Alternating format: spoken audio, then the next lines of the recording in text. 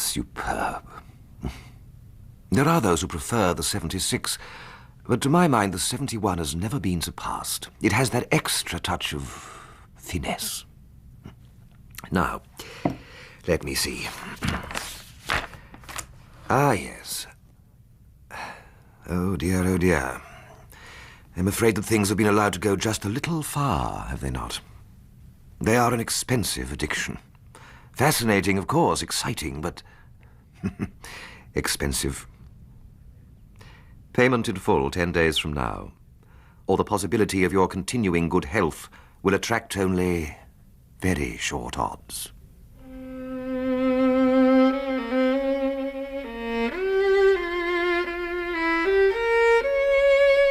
Silver Blaze by Sir Arthur Conan Doyle.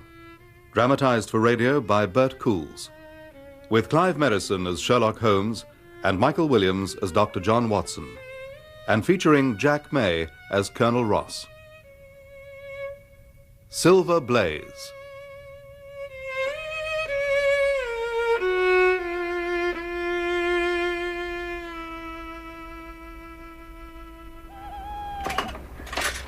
There you are, Edith. Thank you, Jim.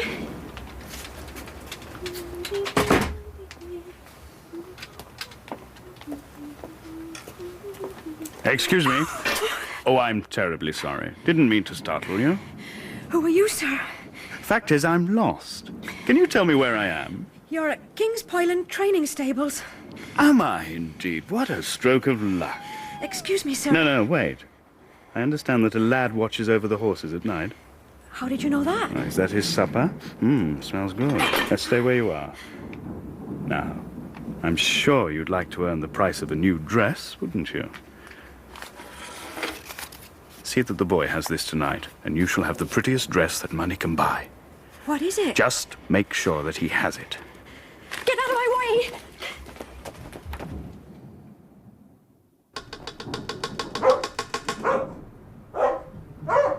Quiet, King. What's the matter with you? It's only Edie with the supper. Ned! Open the window, quick! What's the matter? Oh, Ned! What's wrong? Here, give me that. There's a man! He's coming over here! What? Did he touch you? He kept on about you! Me? I want to talk to you about Silver Blaze. It'll put some money in your pocket. Edie, run back to the house and get Mr. Straker, quick. Right! You shouldn't have done that. You damn tout. I'll show you how we treat your sort. What are you doing? Get away from that window! You get out now, or I set a dog on you! All right, I'm going. No need for violence. You should have helped me, you know.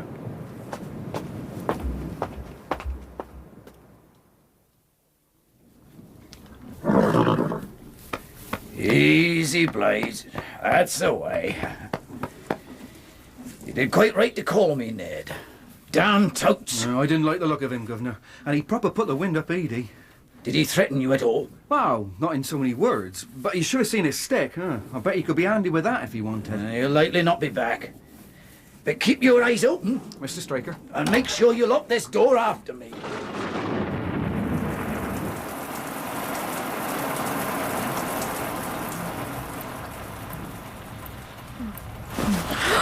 What's that? Go back to sleep, love. Oh, John. What time is it? Just after 1. Go back to sleep. Why are you dressed? What's the matter? Nothing. Look, I can't settle. I'm going over to the stables. Oh, John. He won't have come back. I'm just going to check that everything's all right. Don't worry.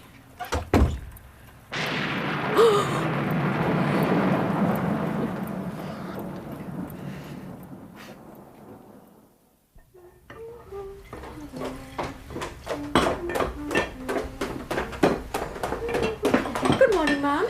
Oh, Edith, have you seen my husband? No, ma'am. Oh, well, leave that, Edith. Come with me. Ned? Ned! What's the matter with him? Ned! John! John! Ned, can you hear me? Is he sick, Mum? Let me look at him. Edie, I think he's been drugged. Drugged? Run up to the loft and wake Jim and Freddie. Yes, Mum. Oh, my God. Edie! What? Silver Blaze! He's gone! I told you I could see something. It's Master's coat. What the devil's it doing out here? Fred, look. Down in the hollow. Oh, God. Careful. Oh, God almighty. Pull yourself together. Help me get him covered up before the missus sees him. Freddie? Jim? Are you down there? Go back, Mom. Edie, don't let her see. What do you mean? Move aside. Oh. Do as I say. Yes, Mom.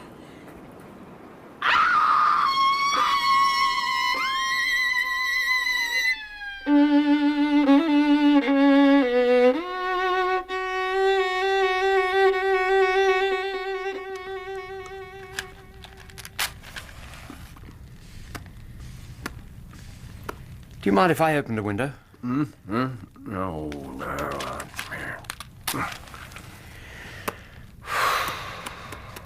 Sherlock Holmes had been up since long before breakfast, rambling about our room with his chin upon his chest and his brows knitted, charging and recharging his pipe with the strongest and most foul-smelling black tobacco, and absolutely deaf to any of my questions or remarks.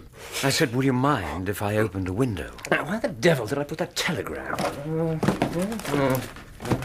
I knew perfectly well what it was that he was brooding over. There was only one problem before the public which could offer any challenge to his powers of analysis. Oh, Watson, where is that damn thing? Perhaps if the air were a little clearer, you'd be able to see where you put it. Ah.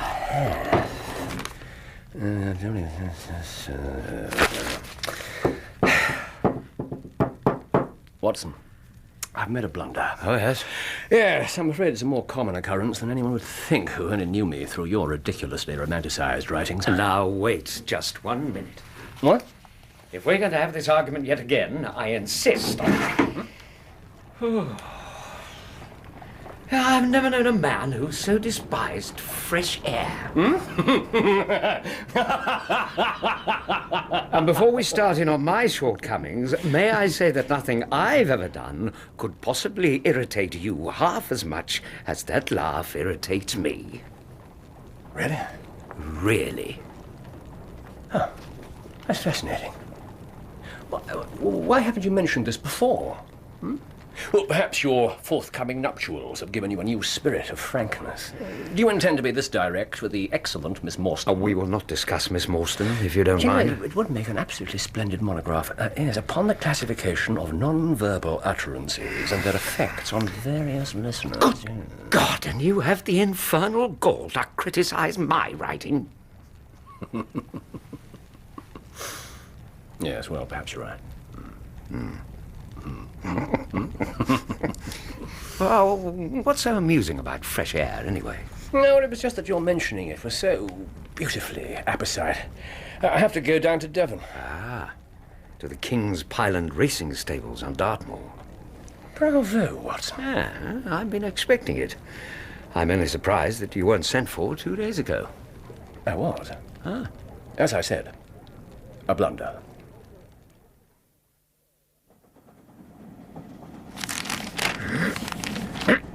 We're going well. Our rate at present is 53.5 miles per hour. 53.5 miles. Ah, I haven't observed the quarter-mile posts. Nor have I. Oh. But the telegraph poles on this line are 60 yards apart, and the calculation is a simple one. So, what was this blunder? Well, the fact is, I didn't believe that the most famous and distinctive racehorse in England could remain concealed for very long, especially in so sparse a place as the north of Dartmoor. Now, I thought the case would be over and done with days ago. According to this, it is. What about the man they've arrested for the murder? Fitzroy Simpson. The paper speaks well of this Inspector Gregory. He seems to have an excellent case. No, he has nothing. Come on. Simpson was hanging round the stables, trying to bribe the maid, threatening the lad. He hasn't found the horse. The horse is the key. Simpson was making off with the horse when Straker caught up with him, and he killed the trainer in order to get away. So, if Gregory can get Simpson to confess to the murder, then the whole story of what he's done with the horse will come out. Isn't that the obvious approach? Exactly, the obvious approach. Gregory may be making a name for himself, but he lacks the most essential quality for a detective. And that is?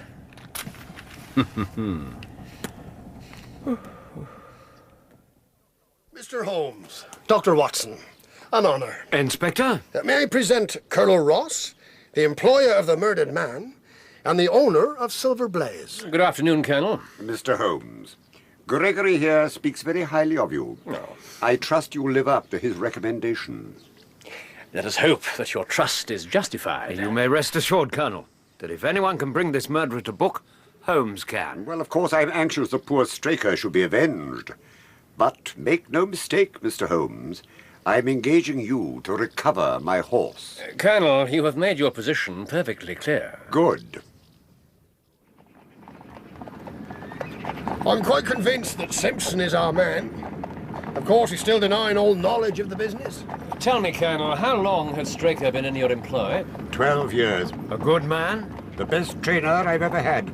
There was no aspect of the business he couldn't handle, from the smallest local merchant to the grandest London breeder. Did he often deal with such people on your behalf? One does not keep a dog and bark oneself. No, I suppose not. Tell me about the horse. Silver Blaze. He's named for the pure white streak on his forehead. Apart from that and a mottled off hind leg, he's as black as jet. He's certainly the most valuable horse in the country. And he's the prime favourite for the Wessex Plate next Tuesday.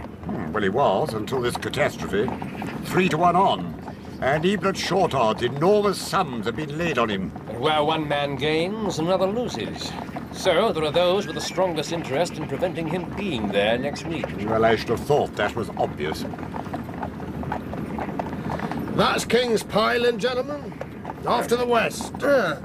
Very isolated establishment. I saw another group of buildings some way back. Capleton Stables. Lord Backwater's establishment. He owns Desborough. That's the second favourite for the Plate. Ah. I suppose the damned animal will walk away with it now. Scandalous. Who runs Capleton? A man called Silas Brown. Unlikable sort of fella. He and the Straker couldn't stand the sight of each other. And the two establishments are, what, 2 miles apart? Something like that. Too damn close, if you ask me. You value isolation, Colonel. Of course. Secrecy is essential. Fortunes can be made and lost on inside information. The business is full of rogues, touts, spies, what have you. Simpson is one such. I discovered he's got bets placed against Silver Blaze. And what amount? £5,000. Good God. But if this Simpson abducted my horse, what did he do with it? Where is it now? I presume you've searched Capleton. Of course we have. I saw to it personally. And? Oh, good Lord, ma'am, what do you think? Not a damn trace. Horses stable there, tack room there, trainer's house, yard paved, and it's noisy. And direct access out into the moor, lanterns hung there, there, and there. Yeah, very good, very good. The Colonel has abandoned us, has he? Yes, he's gone to tell Mrs. Straker we're here. He did say. No doubt. Do you want to speak to the stable lad? Not yet. Where is Straker's body?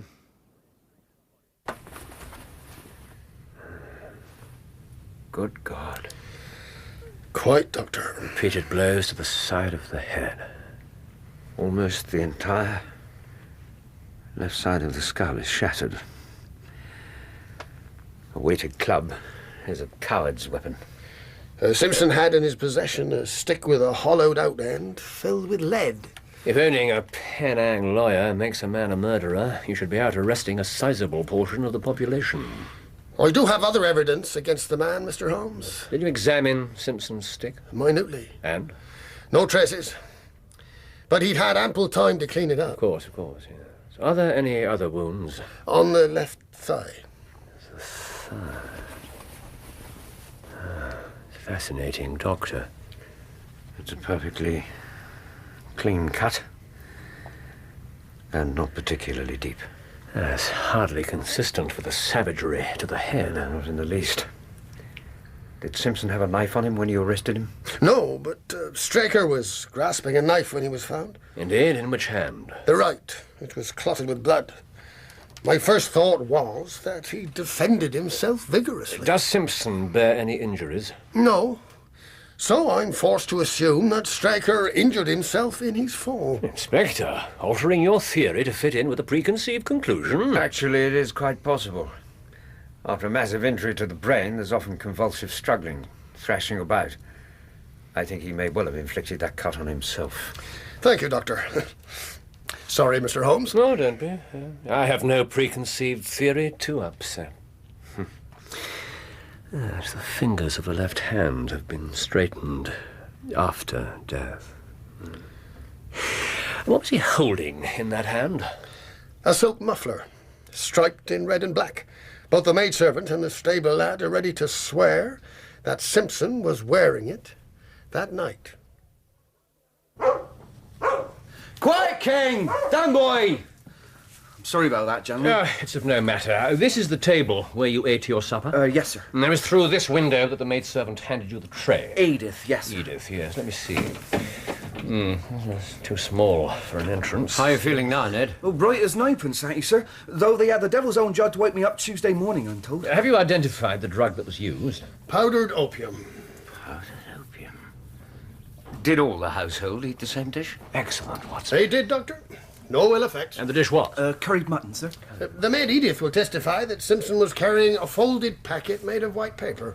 He said to her, "Make sure the lad has this tonight." How did Simpson explain that? And he says it was a £10 note. And presumably he claims it was to bribe young Ned here into giving him inside information. He did say, sir, as he could put some money into my pocket. Thank you, Ned. Nonetheless, a paper packet is exactly the sort of container powdered opium would be in.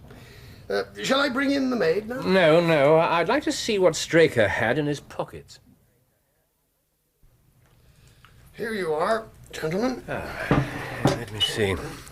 A box of Vestas, pipe, sealskin pouch with half an ounce of long-cut Cavendish, silver stopwatch, some papers, and... Well.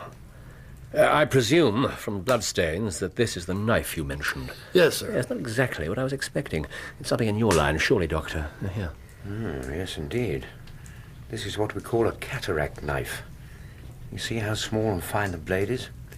It's only used for the most delicate work. Curious choice for a weapon. There are all sorts of knives to be found in stables like this. Straker just grabbed the nearest one to hand when he set off after Simpson. Yes, very possibly. Now, these papers. Account from a hay merchant. Instructions from Colonel Ross. Now, what's this? Madame Lazurier of Bond Street, London. Also your department, Watson? Thank you very much. Well, it's a dressmaker's account for £37.15. It's actually made out to a William Derbyshire. So Mrs. Derbyshire has expensive tastes. May I keep this for a short while, Inspector? You think it important? Considerably. Colonel Ross. Holmes. And you must be Mrs. Straker. Yes, sir. Please accept our sincere condolences. Allow me. Thank you. I have explained to Mrs. Straker why you're here, gentlemen. Forgive me, madam, but certain questions must be asked. Of course. I'll help you all I can. Thank you. On which side of this house is your bedroom? Mr. Holmes, that cannot be relevant. Colonel, please. Mrs. Straker. At the front of the house. So your bedroom window looks across the yard to the stables? Yes. Yes. On the night of the tragedy, you heard nothing untoward? Nothing, sir. Nothing at all. No one heard the least disturbance, Mr. Holmes. That's enough now, Holmes. One last point. Yes. Who is Mr. William Derbyshire? Madam? He's a friend of my husband's. A close friend. John spoke of him from time to time. And you have met him? No, he lives in London. According to the maidservant, Derbyshire's letters are occasionally addressed here. Well, that explains everything. I thank you for your patience, Mrs. Straker. Sir. Oh, one final thing. Surely I met you in Plymouth some little time ago. Mr. Holmes? At a garden party. A Garden party? No, sir, I no. could have sworn that you wore a costume of dove-coloured silk with ostrich feather trimming. Oh, I never had such a dress, sir. Oh, well, that quite settles it. My apologies. Holmes, that was an outrageous display of insensitivity. But quite illuminating and therefore necessary. You may think so. Inspector, shall we go to the murder site while the light still lasts? By all means. I shall endeavour to calm Mrs. Straker. I was about to suggest exactly that.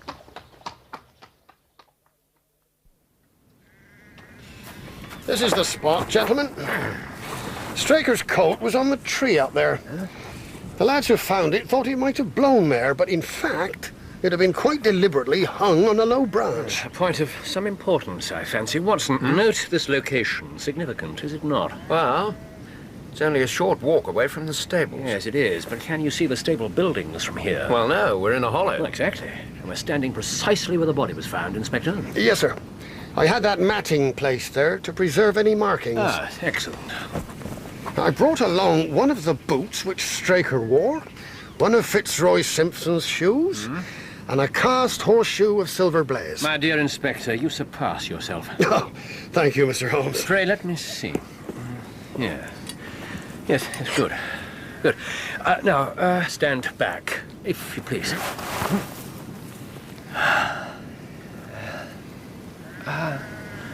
Excuse me, gentlemen. Look at that. It's as if nothing in the world exists for him but that one patch of ground.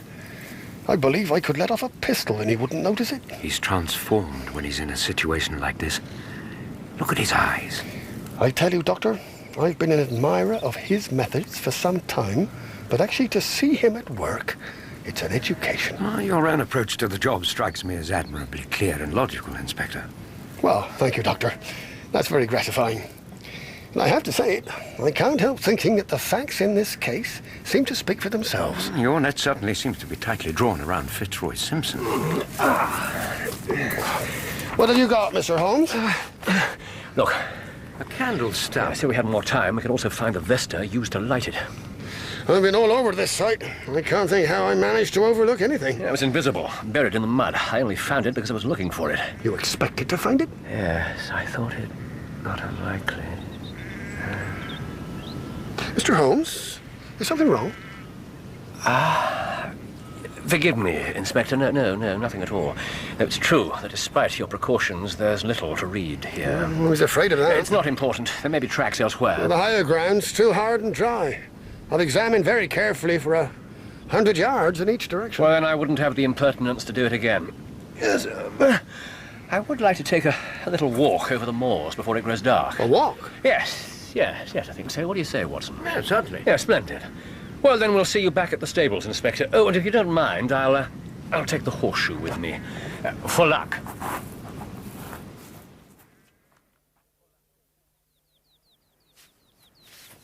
Your leg holding up, Watson? Yes, never a twinge. Thank you. What a magnificent view. Let's stop here for a moment. Yes, certainly. Look at the way that plain is tinged with gold.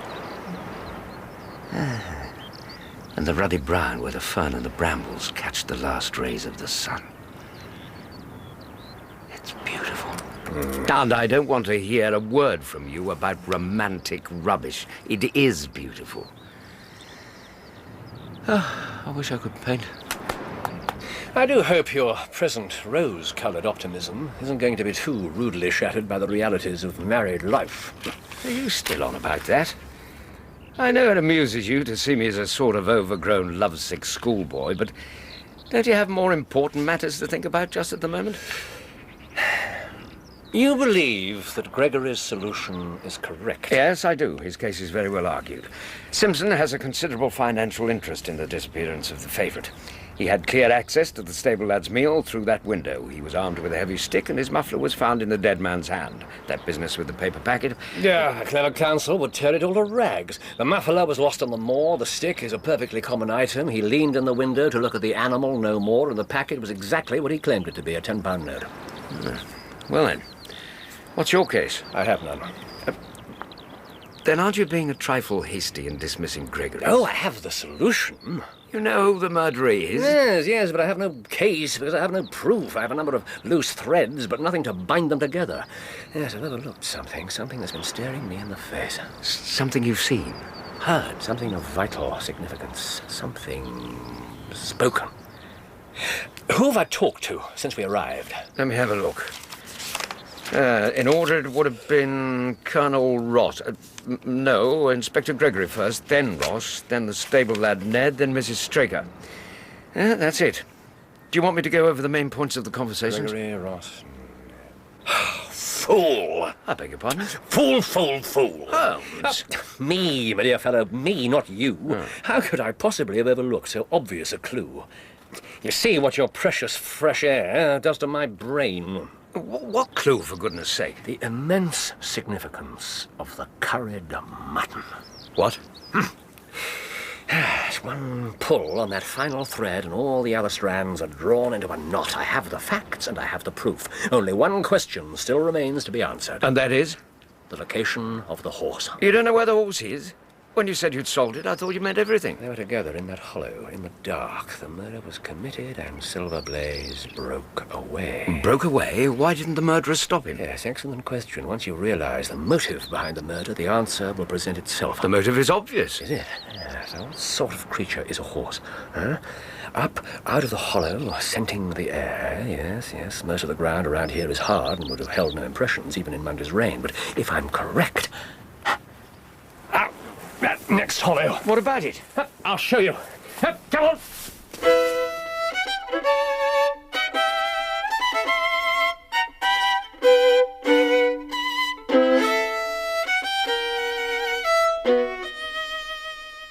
On the night of the murder, this hollow must have been as soft and muddy as the one where the murder was committed. So must every other hollow on Dartmoor. What's so significant about this one? Look. By God. And the horseshoe fits exactly. For luck. How in the world did you know? Well, you see, the value of imagination. That is the one quality which Gregory lacks. I imagined what might have happened, acted on the supposition, and found myself justified. There, huh? And there. Well. You see these broken bushes? It looks as though he climbed out of the hollow up to that plain. Back towards King's Pyland, stopped and turned. Yes, my dear fellow, exactly as I expected. How can we follow the tracks once the horse reaches the hard ground? We can't, but it's not important. Not important? But he could have wandered off anywhere. No, I think not. So where did he go? You're not going to tell me, are you? How's the light? Just time, I think. For what, pray? For obtaining some expert advice. What the devil do you want here? Nothing that justifies such an ill-mannered reception. Are you Silas Brown, trainer to Lord Backwater? What if I am? Me off with you, you pair of touts. Now, just a moment. All right, Watson. What I want is 10 minutes talk with you, my good sir. I've no time to talk to every gadabout. Be off! About last Monday night, or early Tuesday morning, if you prefer. You watch what you're saying. I'm no killer. I don't believe I mentioned the murder. I won't ask you again. What do you want? Your help. My help? Why should I help you? Because if you do, I may well feel inclined to return the favor, and if you don't... There's too many prying ears out here. This way. Watson, wait here. Don't let anyone disturb us. Are you coming or not? I'm a busy man. I shan't need more than a few minutes. You're doing what? We are returning to London by the midnight express. We've had a charming little breath of your beautiful Dartmoor air, but now we must depart. Mr. Holmes. Doctor. Sorry, Inspector. You know as much as I do. So, you're giving up. You despair of arresting the murderer of poor Straker. There are certainly grave difficulties in the way. And the horse? What about the race? Since you can offer me no hope, I urge the public to withdraw Silver Blaze's name from the entries. Absolutely not. You must let the name stand. Yes, well, I'm very glad to have your opinion, sir. I have every hope that your horse will be there at the fall of the flag next Tuesday. Have you indeed? And I plan to be there to see him run. I suggest that you have your jockey in readiness. Inspector, a word with you outside. Straight away, Mr. Holmes. Oh, Colonel, I trust you've no objection to giving us a ride back into Tavistock. Thank you so much. Well, Doctor, I must say I'm disappointed in our London consultant. I don't see that we're any further advanced than when he came. At least you have his assurance that your horse will run. Yes, I have his assurance. I should prefer to have the horse. Easy, girl. Easy. There you go. Do you have a photograph of Straker? Yes, I do. Here. My dear Gregory, you anticipate all my wants. Good evening, Ned. Sir? Inspector? Mr. Holmes? Yes, Ned. Look, sir, I know it's not my place, and if the Colonel catches me talking to I'm you... sure we can rely on the inspector here to keep a lookout. Certainly, Mr. Holmes. Well, thank you, sir. Well, it's Silver Blaze. The other lads are saying... Well, has that villain Simpson really done away with him? Because if he hasn't... Ned, you need have no fears. Please believe me. Colonel Watson. Climb aboard. You're damnably free and easy with my carriage, Holmes. After you, Inspector. Thank you, Doctor. Well, for heaven's sake, Holmes, are you coming or not? One moment, Colonel. Ned. Sir? Those few sheep in the paddock. Who looks after them? I do, sir. Have you noticed anything amiss with them of late? Well, sir, it's not of much account. Now go on. But 3 of them has gone lame, sir. A long shot, Watson. A very long shot. Thank you, Ned. Sir. Have you finished? May we depart? Gregory, let me recommend to your attention this singular epidemic among the sheep. You really consider that to be important? Exceedingly so. Thank you, Mr. Holmes. Is there any other point you wish to draw to my attention? A curious incident of the dog in the night-time. But the dog did nothing in the night-time. That was the curious incident. Drive on.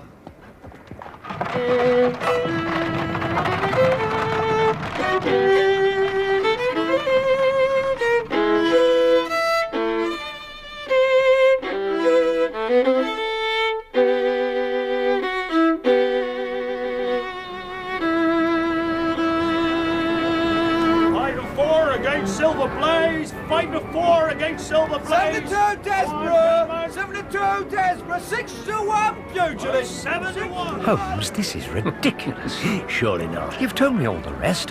Why not the final detail? My dear chap, I thought you'd enjoy the chance to work it out for yourself. Come with me, and all shall be made clear.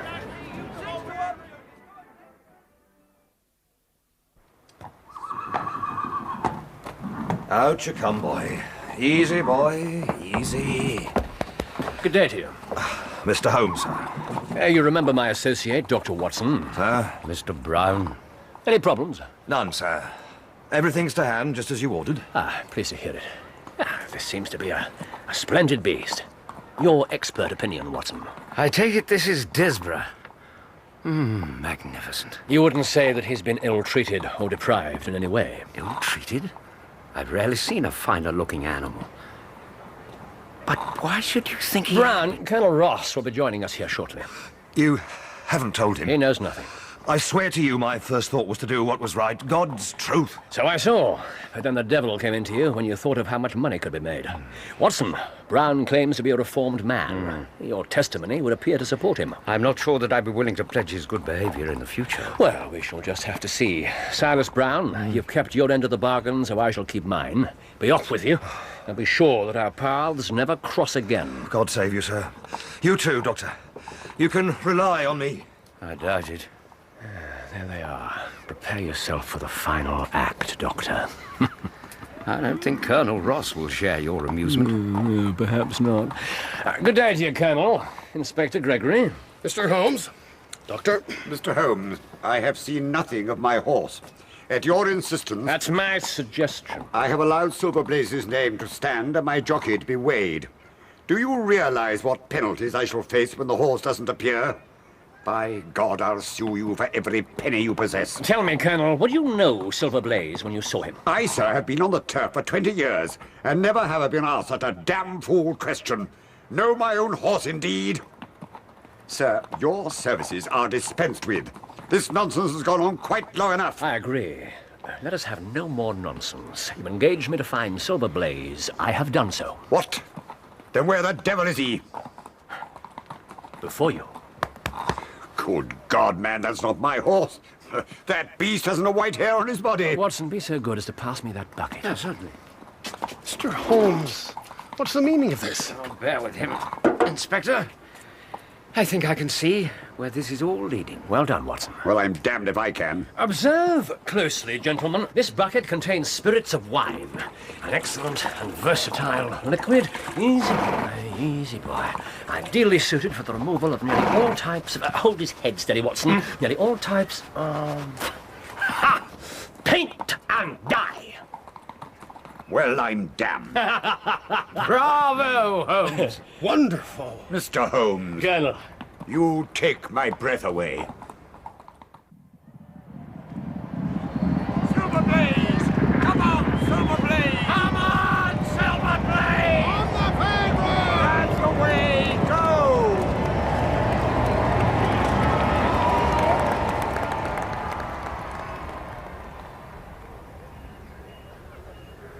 Well, did you enjoy a bit of fun at the Colonel's expense? Yes, I did. And don't try to tell me he didn't deserve it. Did I say anything of the sort? I still think you might have told me, though. How did you know? Oh, you remember that muddy hollow near to Capleton? While you were off examining your broken bushes, I found clear traces of a man's footsteps. He saw the horse wandering loose, ran up to it and led it away. It had to be brown, and one look at his boots confirmed it. I'd more or less decided that he had it anyway. A horse is a gregarious creature. Its instinct is always to seek out its own kind. Really? Watson, before the others join us, a favour. Yes, go on. When you write this one up, be sure to do full justice to that scene. Mr. Holmes, you take my breath away. Oh, so my writing does have some value, then. Have I ever doubted it? Colonel, congratulations. Mr. Holmes, I owe you 1,000 apologies for having doubted your ability. Colonel, I accept your apologies. Did you enjoy the race, Inspector? I did, sir. Very rewarding. How about you, Ned? Wonderful, Doctor. It's great to see him again. Thank you, Mr. Holmes. My pleasure. Now then, lad, get a blanket on that horse, and then you can cut along and enjoy yourself. Thank you, sir. Come on, Blaze. Good lad, that. Potential. Get back here by 5, mind. Sir? Mr. Holmes, you've done me a great service by recovering my horse. You would do me a greater still if you could lay your hands on the murderer of John Straker. I have done so. You got him. Who is he? Where is he? You had all the threads in your hand, Inspector. You failed only to tie them together. And this was a case where the art of the reasoner lay in sifting the fine details rather than uncovering new evidence. Details such as the drug used on the stable lad. Powdered opium. But why was that significant? Because it's by no means tasteless. In most dishes, it would be immediately detectable. But the supper that night was curried mutton, as the poisoner must have known it was going to be. That one point alone totally eliminated Fitzroy Simpson. Then there was the question of the dog. I pointed that out to you. I thought you were talking nonsense. The dog that did nothing. The dog that did not bark. No one reported hearing any disturbance that night. The dog didn't bark, so... So, whoever took the horse was someone the dog knew well. Exactly. Mr. Holmes, I do not like where this is leading. Nonetheless, Colonel, it is the truth. John Straker himself was at the center of the crime. He was a man wholly unworthy of your trust. On the night of the murder, Straker waited until he knew that Ned would be unconscious. Then he unlocked the stables with his own key and led Silver Blaze out into the moor. On the way, he found Simpson's muffler lost in its owner's earlier flight and picked it up, probably thinking he could use it to secure the horse. He hung his coat on a tree to give himself more freedom of movement, led the horse into a hollow out of sight and earshot of the buildings, and lit the stub of a candle so he could see to carry out his plan. But what plan? What was all this for? Remember the knife found in the dead man's hand? A surgical instrument. Very fine and delicate. It was to be used for a most delicate operation that night. Such a knife could be inserted subcutaneously, leaving absolutely no trace, and used to make the merest nick on the tendons of the horse's leg. The villain, the damned scoundrel. The poor horse would be no more than slightly lamed. His losing today will be put down to a muscle strain or something equally But minor. never to foul play. Something else I pointed out. Straker knew he would only have one chance. He couldn't risk this tendon nicking going wrong. You recall my long shot. Oh, the sheep. The lame sheep. By God, he'd been practicing. Exactly. Well done, Inspector. But why? Why did he want to ruin me? He didn't, Colonel. Not directly. This is the final loose thread. A £37 walking outfit from Madame Lesurier of Bond Street. Mrs. Straker's explanation of Mr. William Derbyshire did not convince me. Men do not carry other people's bills about in their pockets, and you observed her manner when I mentioned the name. Well, I put it down to her grief. No, it is more than that. I believe that she had already divined the truth about her husband and Mr. Derbyshire, possibly some time ago. Women can be surprisingly resilient creatures. What are you saying? Straker and Derbyshire were one and the same. He was leading a double life. One involving another woman. As you told us yourself, Colonel, of his frequent trips to London. Oh, God. Madame Lesurier recognized Mr. Derbyshire at once from our photograph of Straker.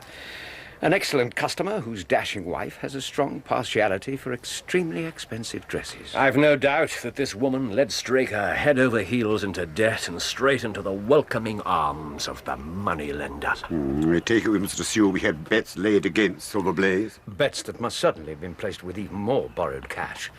It was a desperate scheme. The fool. Why couldn't he have come to me? I've lost the best trainer I ever had. But the murderer, Mr. Holmes. Who is the murderer? Straker may have been a villain, but murder cannot go unpunished. If you ask me, the fellow did me a favor. Getting to Straker before he had a chance to injure my horse. I'll give him a medal. Colonel Ross, we're talking about a crime of the utmost seriousness. Now, Mr. Holmes, it can only have been another member of the Colonel's staff. But who? One of the lads? Surely not the maid. No, not the maid. The murderer of John Straker is here now. Here? Where? In my company at the present moment. Mr. Holmes, that is either a very bad joke or an insult. Not you, Colonel. The murderer is standing just over there. Good God. The horse. The horse. They were there together in the darkness, and he undoubtedly sensed Straker's own tension and fear.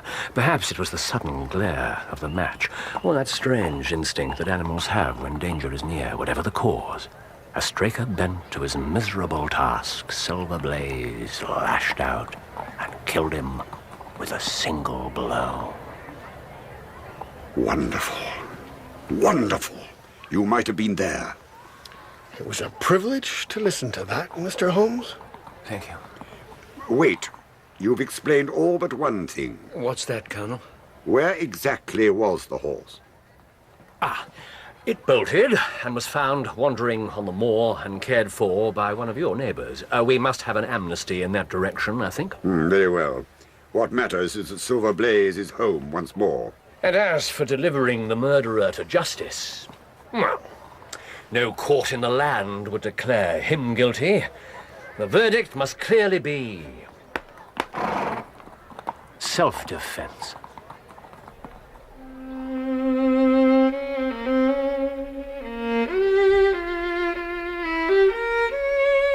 In Silver Blaze, Sherlock Holmes was played by Clive Merrison and Dr. Watson by Michael Williams, with Jack May as Colonel Ross. Inspector Gregory was played by Terence Edmond, John Straker by Fraser Carr, Mrs. Straker by Susan Sheridan, Silas Brown by Brett Usher, Fitzroy Simpson by Nigel Carrington, Ned by Mark Straker, and Edith by Petra Markham. Other parts were played by members of the cast. The violinist was Leonard Friedman. Silver Blaze was dramatized for radio by Bert Coules and directed by Patrick Rayner.